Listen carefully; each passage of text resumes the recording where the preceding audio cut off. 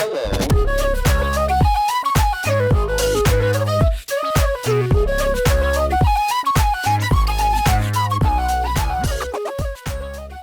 everyone, Kajima Tashiv, and welcome back to episode number 158, most likely, of the Inline G Flute podcast with me, your host, your boy, your motherfucking Inline G.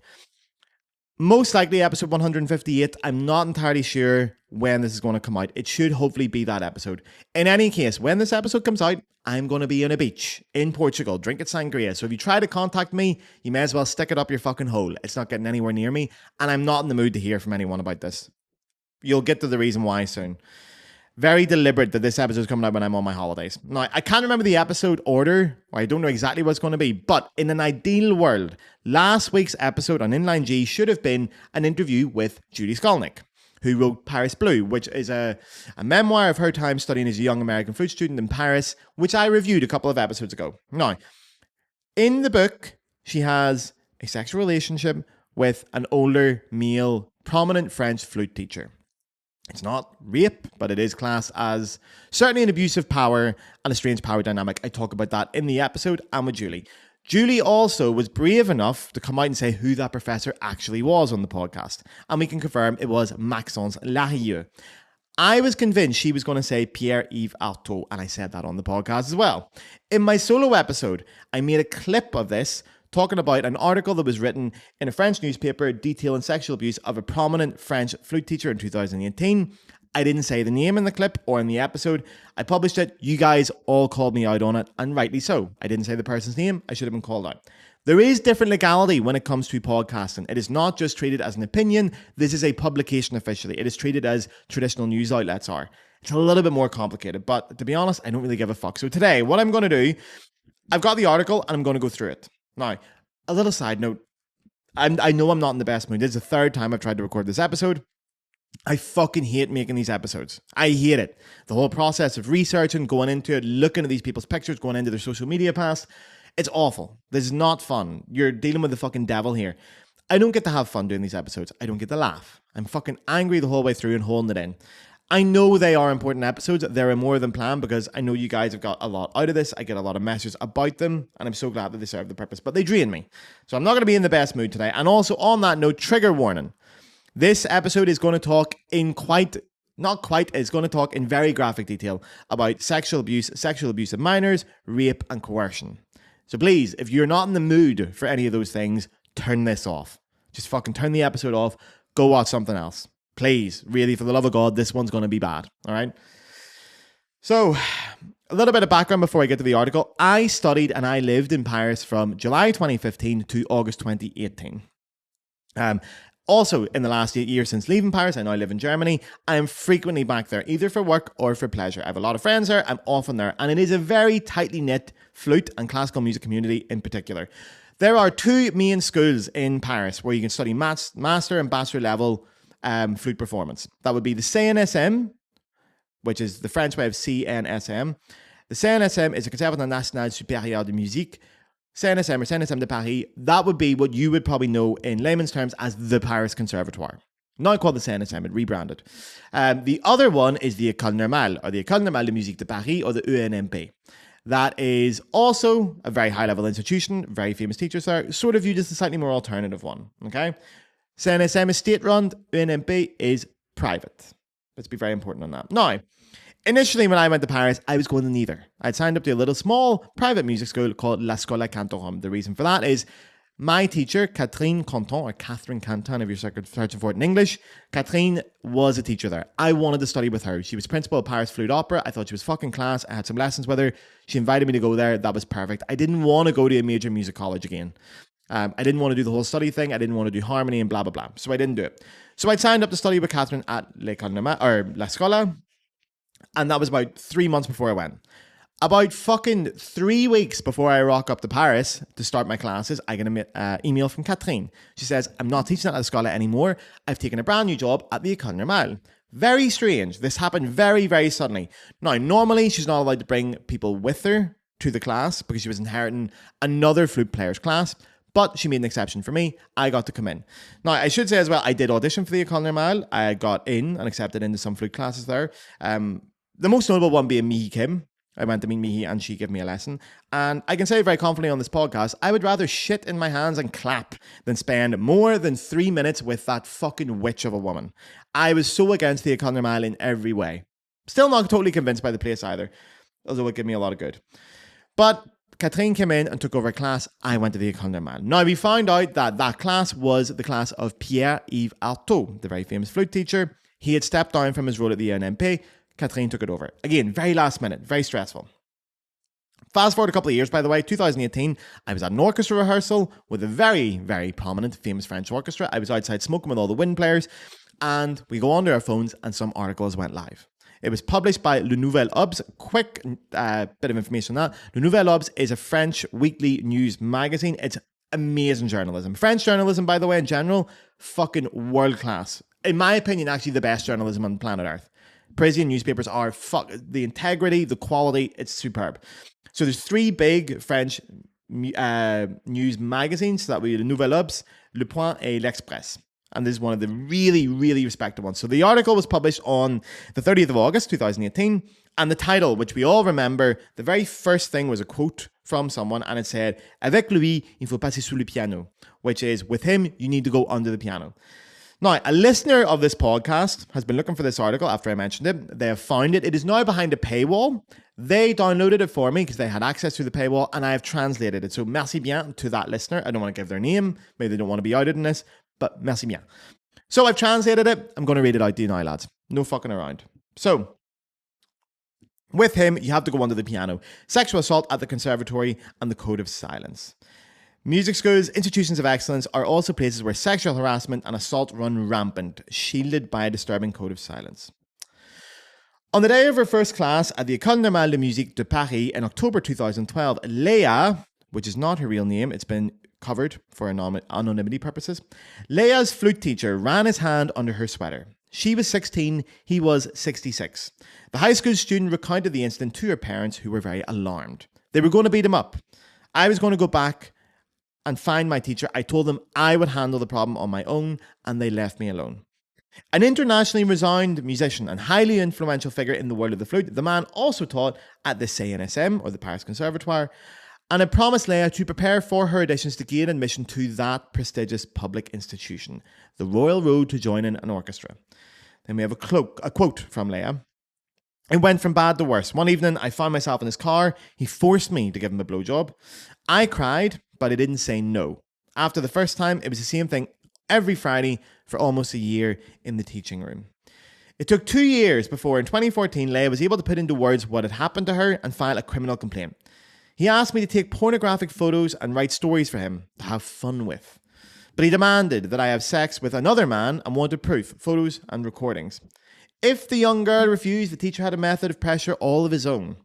When I said no, in the next class, he would not speak to me, thus threatening to not prepare her for her entry exam to the Paris Conservatoire.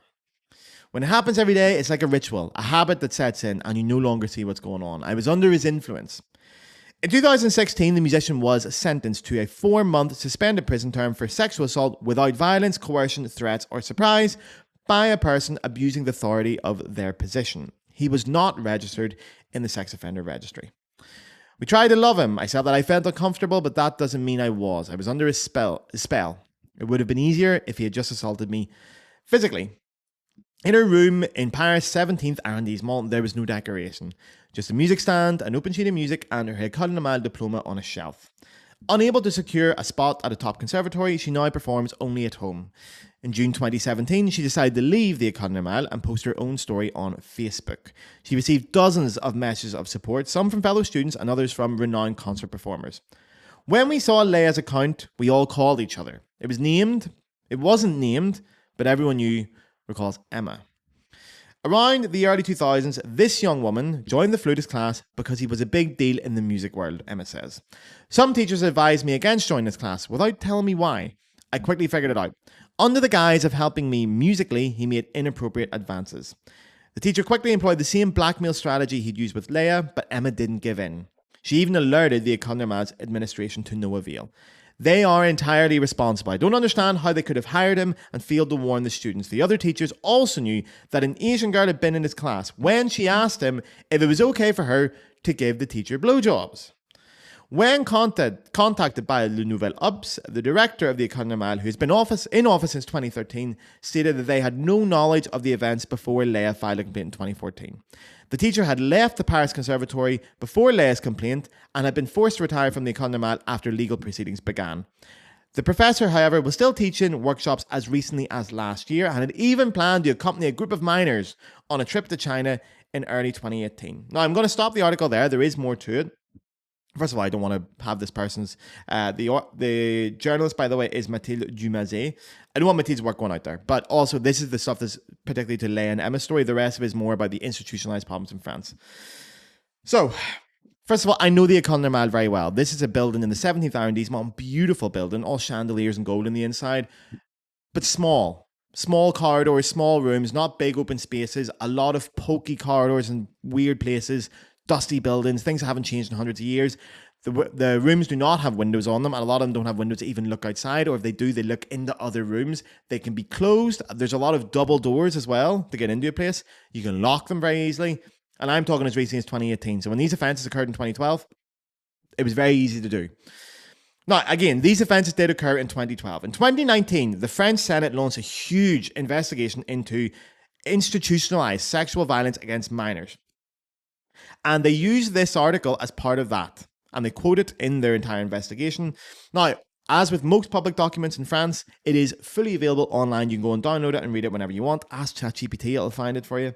Now, between the article and that Senate investigation, you can get a lot of information about what happened and build a timeline. So the timeline is as follows. 2012, Léa, age 16, starts taking flute lessons at the École Normale de Musique de Paris. The teacher was an internationally recognized flutist, a professor at the École Normale de Musique de Paris, and also a professor at the CNSM de Paris, or the Paris Conservatoire. The alleged professor used his own power because she had ambition to go to the CNSM. Now, on the CNSM, there are 2 flute classes, and there have been for a very long time. Just 2. That means there are 2 teachers, 2 flute professors, and each teacher has an assistant who will maybe do like scales class or certain repertoire. Also a renowned flute player, but they are assistants. They are not professors. They have a different title. People hold these jobs for a very long time. So if you're trying to go to the Paris Conservatoire and the teacher doesn't like you personally, you are fucked. You're not getting in. And that's it. And the Paris Conservatoire, as we all know, is widely regarded as the best music institution in the world for a flute player. Now, 2012 to 2013, that academic year is the year that the offences took place. Again, for one whole year, we're talking forced fellatio, daily pornographic pictures, stories, digital insertion, blah, blah, blah, blah, blah. A lot of stuff going on for that year. All of this was classed as sexual violence, not rape. Under French law, rape is only when there is a penis forcefully inserted. I don't know if that's changed, but at that time it was. Around 2014, a police report is filed by Leah. And also, coincidentally, in 2014, we see a major change at the Paris Conservatoire, the CNSM. The flute department suddenly gets a big shake-up. Pierre-Yves Artaud, who was professor there, after decades of teaching there, is suddenly gone and is replaced by Philippe Bernal, who continues to teach there today, who came from the Lyon Conservatoire. Now, for Artaud, there was no goodbye concert. I cannot find a single testimonial or so much as a fucking thank you from the Conservatoire to say, thank you for your fucking decades of teaching here and all you've done. He just disappeared one day. That was it. He was just gone. Nothing said about it. It's a little bit strange. The CNSM has a big habit of making sure, even when they're forcefully retired at their age because of state laws, they get a big concert. They get a sending off. They get a big thank you. They get flowers, obviously. Now, we go to 2015. Pierre-Yves Artaud suddenly leaves the École Normale de Musique de Paris with no explanation. Catherine Canton takes over his class, my class, and I go in at the same time. Now, 2016 is the year the professor that assaulted Leah is criminally convicted. Now, the legal classification for this was atteinte sexuelle, sexual crime, essentially. And the court said that it was committed by a person abusing the authority of their position. The court considered the offence without violence, coercion, threat, or surprise. And the sentence was 4 months imprisonment on a suspended sentence, which basically means you don't go to prison. That's it, okay? Now, the report also states that the offender was not entered into the sex offenders registry. The reason for that was given by the court, and it was they viewed that the 4 month suspended sentence was enough for a public figure. In 2017, Leah goes on to Facebook and makes this status. Social media post, loads of people come forward. I remember the post at the time. I remember being sent it. People put the names in there. They put the name of who they're talking about. We all fucking knew, by the way. But anyway, That happened. 2018, the article comes out. 2019, the French Senate do their massive investigation. Now, the legality of all I'm about to talk about is very tricky. I am going to speak from my own personal experience because I know a fair bit about this, and I'm going to present some facts. You can make your own minds up. Now, the Senate give us the following details about this sexual abuser in France, the famous flute player. In 2012, there was a famous French flute professor at the École Normale de Musique de Paris and the CNSM de Paris who was around the age of 66 in that year. The École Normale de Musique normally has around 10 flute professors, but the CNSM only famously ever had 2. In 2012, the 2 professors were Sophie Cherrier, who's been there since 1998, and Pierre-Yves Artaud. The article does say it was a man, so that rules out Sophie. In 2012, Pierre-Yves Artaud was also a teacher at the École Normale de Musique de Paris. Pierre-Yves Artaud was born in 1946, which means in the year of the offences of 2012, he would be the age of 66. There are no public records of any other professors fitting this description, and I can say from personal experience, I know there were no other professors in 2012 fitting this description. It does not take fucking Scooby-Doo to work this one out. But I'll leave it to yous, because apparently I'm not allowed to say. So in the name of this fucking shite French anonymity, I went into Catherine's class, which was Artaud's class. All the students were exactly the same. They didn't even know Artaud wasn't coming back until the last minute. I was the only new person going out. I went to parties with these people. These people listen to this podcast now. I was going to parties. I even met CNSM students off in the parties because the flute world isn't that big. It's a small world. I was often drinking fucking pints at Le Local Rock, which is this great bar facing the CNSM, which has a kebab shop inside the bar, which is the only time I've allowed to been happy on this fucking podcast. But I've been there drinking beers and people talk. And I know flute players from the generation above me as well because people talk and you meet them and it's just a small place. And I can say in the mid-2000s and the early 2010s, there was a male flute teacher at both the CNSM and the École Normale de Musique that female students were terrified of. They would not go alone to class with. They would also make sure that if any foreign students came in to study with them, they would never let them go alone to a class. Now, reminder, only one male flute teacher taught at those 2 institutions at that time.